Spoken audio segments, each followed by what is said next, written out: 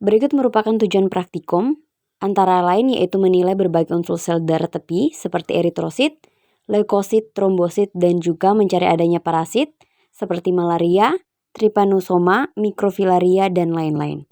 Akan tetapi dalam video ini hanya akan dilakukan yaitu pemeriksaan untuk menilai berbagai unsur sel darah tepi seperti eritrosit, leukosit, dan trombosit. Baik, saat ini saya akan melakukan praktikum yaitu untuk pembuatan dan pemeriksaan sediaan hapus darah tipis, dan saat ini saya sudah mengenakan alat pelindungan diri sebelum melakukan praktikum berupa jas lab, sarung tangan, dan juga masker. Dan berikut merupakan alat dan bahan yang dibutuhkan pada saat melakukan praktikum.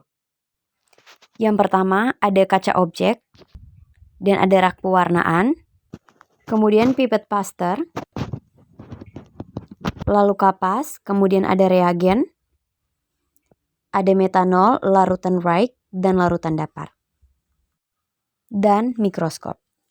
Berikut merupakan prosedur pelaksanaan praktikum. Yang pertama kita membersihkan kaca objek, kemudian pilihlah kaca objek yang bertepi rata untuk digunakan sebagai kaca penghapus. Lalu patahkan sudut kaca objek tersebut menurut garis diagonal untuk menghasilkan sediaan hapus darah yang tidak mencapai tepi kaca objek. Setelah itu, letakkan satu tetes kecil darah pada kira-kira 2-3 mm dari ujung kaca objek. Setelah itu, letakkan kaca penghapus dengan sudut 30-45 derajat terhadap kaca objek di depan tetesan darah. Tarik kaca penghapus ke belakang sehingga menyentuh tetes darah, kemudian tunggu sampai darah menyebar pada sudut tersebut. Dengan gerakan yang mantap, doronglah kaca penghapus sehingga terbentuk hapusan darah sepanjang kira-kira 3-4 cm pada kaca objek.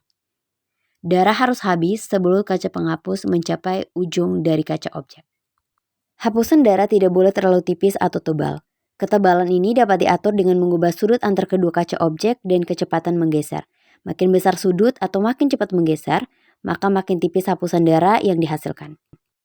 Pada praktikum ini, mungkin tidak menampilkan hasil sediaan hapus yang baik, karena pada praktikum ini hanya menggunakan alat sebagai simulasi atau pengganti saja, yaitu hanya menggunakan kertas transparan sebagai pengganti. Selanjutnya, keringkan sediaan dan tulis nama identitas pasien. Berikut merupakan prosedur pewarnaan dengan menggunakan pewarnaan Wright. Yang pertama, letakkan sediaan hapus pada bak untuk tempat pewarnaan. Selanjutnya, fiksasi sediaan hapus dengan metanol absolut selama 3 menit. Selanjutnya, genangi sediaan hapus dengan satu warna Wright, lalu biarkan selama 5-10 menit.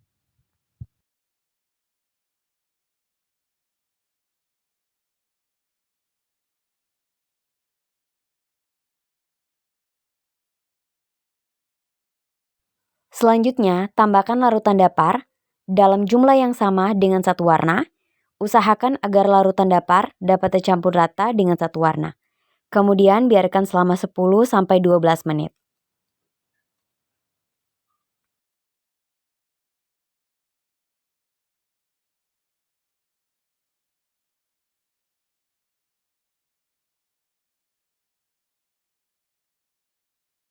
Setelah itu, letakkan sediaan hapus dalam posisi tegak dan biarkan mengering.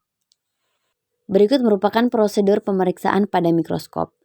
Yang pertama, letakkan sediaan hapus yang akan dinilai pada meja objek mikroskop. Kemudian lihat dengan pembesaran lemah untuk lensa objektif 10 kali dan lensa okuler 10 kali untuk mendapatkan gambaran yang menyeluruh. Kemudian perhatikan apakah penyebaran sel darah cukup merata, perubahan pula jumlah leukosit, dan adanya kelompok trombosit. Kemudian adanya mikrofilaria telah dapat diketahui dengan pembesaran ini. Selanjutnya lihat dengan lensa objektif 40 kali dengan pembesaran ini, nilailah keadaan eritrosit, leukosit, dan hitung jenis leukosit dan trombosit serta kelainan yang ada. Untuk pemeriksaan hitung jenis leukosit hanya dipergunakan lensa objektif 40 kali dan lensa okuler 10 kali. Sedangkan untuk minyak emersi ini dengan pembesaran 100 kali 10 kali untuk pemeriksaan sediaan parasit seperti contohnya malaria.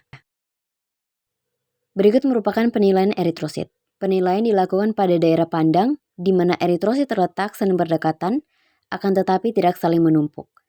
Jangan menilai di daerah eritrosit yang jarang. Ukuran eritrosit normal adalah 6-8 pikometer.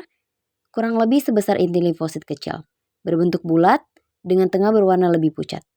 Eritrosit yang lebih besar disebut makrositik, yang lebih kecil disebut dengan mikrositik, bila bagian yang berwarna lebih pucat dan lebih luas disebut sebagai hipokrom. Berikut merupakan tabel untuk derajat penilaian secara semi-kuantitatif kelainan morfologi eritrosit dan eritrosit berinti menurut Turgon. Nilainya 0 berarti keterangannya normal, untuk jumlah sel per 8 pandang juga 0, dan selanjutnya kalau nilainya plus 1, keterangannya berarti sangat jarang, untuk jumlah selnya per 8 pandang 1-5 jumlah sel. Dan selanjutnya bisa dibaca pada tabel. Selanjutnya untuk penilaian leukosit. Penilaian leukosit dilakukan dengan memperhatikan hasil pemeriksaan hitung jenis sel yang dominan, adanya kelainan morfologi atau bentuk displasia, serta perkiraan jumlah leukosit. Terhadap leukosit dilaporkan perkiraan jumlah, hitung jenis, dan kelainan morfologi. Jumlah leukosit dilaporkan sebagai normal, meningkat, atau menurun.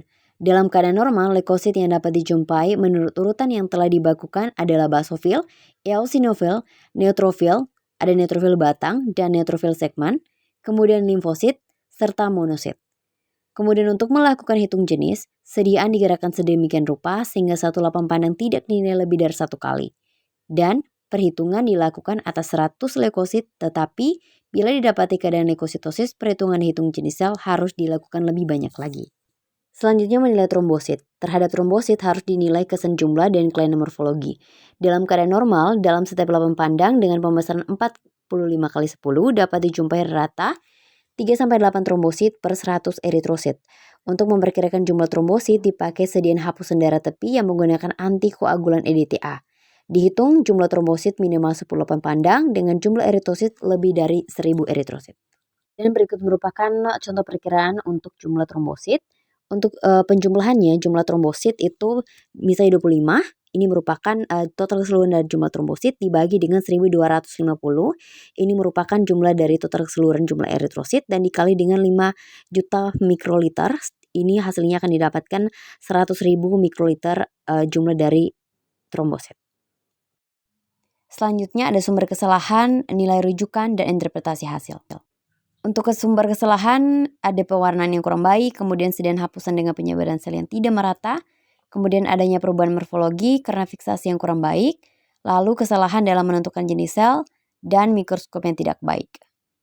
Untuk nilai rujukannya yaitu 150.000 sampai 400 trombosit per mikroliter darah. Selanjutnya untuk interpretasi hasil khusus untuk trombosit, berdasarkan hasil pemeriksaan didapatkan jumlah trombosit 90.000 per mikroliter yang artinya di bawah nilai dari rujukan. Hal ini dapat disebabkan oleh beberapa hal seperti anemia aplastik, kerusakan hati atau sirosis, idiopatik trombositopenia purpura atau ITP, defisiensi zat besi, dan asam folat. Kemudian infeksi seperti sepsis dan demam berdarah dengue, kemudian leukemia, gangguan autoimun, lalu kehamilan, dan efek samping obat-obatan.